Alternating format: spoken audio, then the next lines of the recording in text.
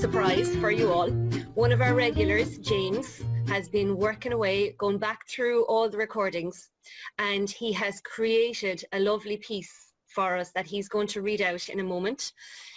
It covers, you know, things that we've all learned over 83 shows, unless he's going to pop in a little bit from today, but over 84 shows. Apparently it's 5,000 minutes over 17 weeks. So I'm just going to let James take over from here, and away you go, James, if you need to unmute yourself too. With grateful thanks to the rock, the monk, the princess, and of course, the host. So what did we do during a global pandemic? How did we cut it through COVID? What did this gathering of wisdom, of knowledge, of experience, of so many talents, of people worth meeting, explore together during this lockdown liberation? Well, let it be said, we did not waste this pandemic, this once-in-a-century opportunity. We gave ourselves permission to do whatever we wanted during COVID and allowed it to vire us onto a better track as it challenged our dysfunctional relationship with uncertainty.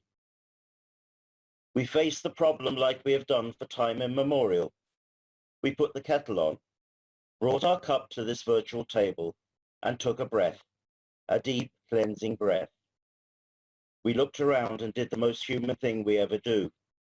We shared our stories.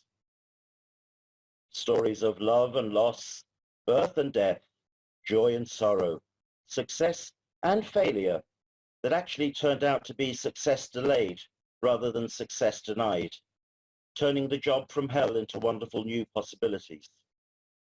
It turns out we picked the right card, even when we think we picked the wrong one. We stayed busy, stayed in touch, stayed grounded, stayed at home, stayed in today. We did the next thing. We kept on keeping on in our own lane and led, followed, or got out of the way. We embraced our limitations, then reached for the stars. We made time to take time. We went back to basics. We did not panic. We listened to the news we needed to be informed and ignored the gossip designed to incite and panic. We held on to the humanity. We lived in the now because all we have for certain is now, and gave ourselves permission not to have to do everything, but to do whatever we want.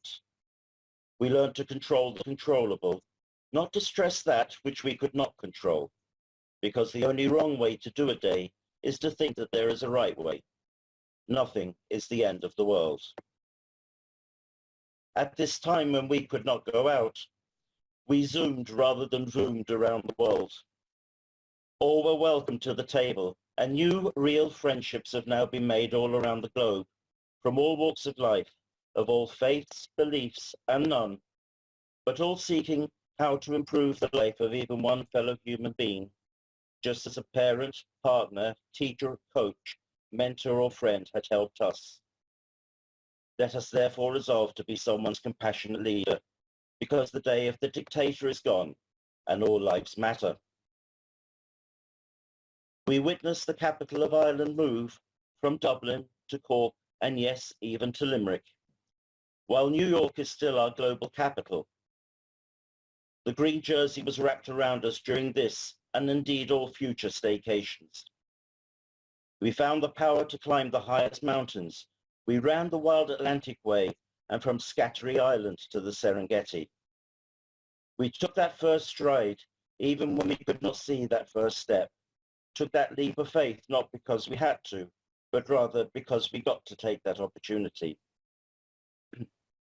We were shown the beauties and wonders of the world, but just as important, we saw those places where there are still life-threatening difficulties, challenges and problems, and where one person can, indeed does, make a difference.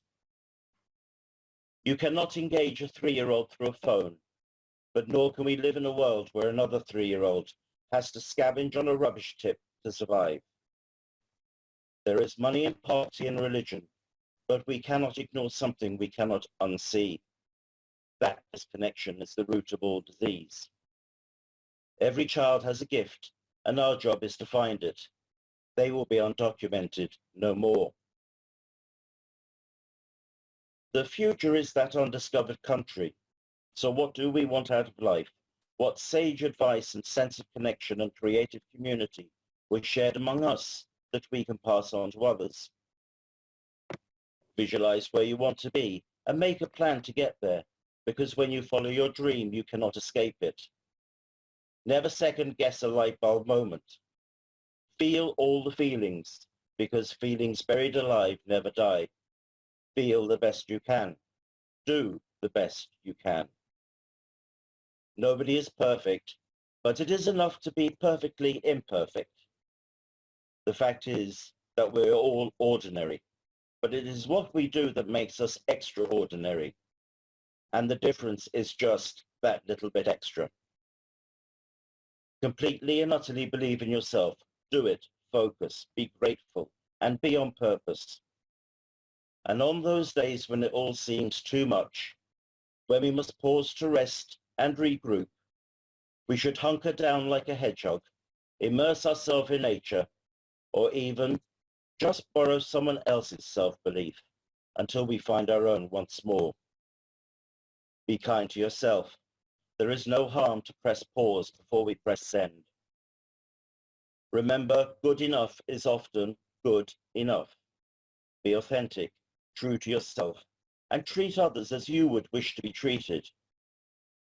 Treasure those stolen moments, pocket them. Remember, no is a full sentence, so just say yes. This present will pass, so look to the future. Turn up the music, turn it up, and remember that in order to land on your feet, you have to be up in the air twisting around. Wave goodbye to your inner critic and give yourself permission to let go. The trick will be to open a shutdown economy. But a small key can open big doors.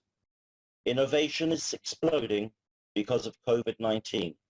Creativity is contagious, and so is compassion. COVID can go, but solidarity can stay, and perhaps we can then retain the best part of this slower pace of life. In the words of the great philosopher Winnie the Pooh, life is a journey to be experienced, not a problem to be solved. This is the start, and we will move forward from right here and right now. No chain will bind us. We shall be too dangerous to insure.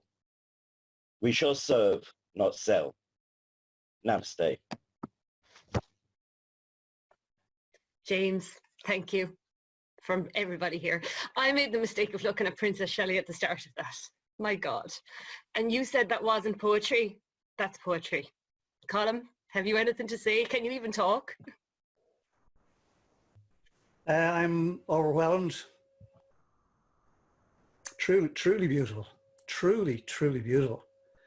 James Finnegan, the Church of James Finnegan. We've all just attended the Church of James Finnegan, and we're coming back next week for more. James, my friend, that was just astounding. James reached out last week and he said, look, I've penned a piece. I've just been taking notes. And most of you, or some of you will know there, everything there was something one of our guests said on the show.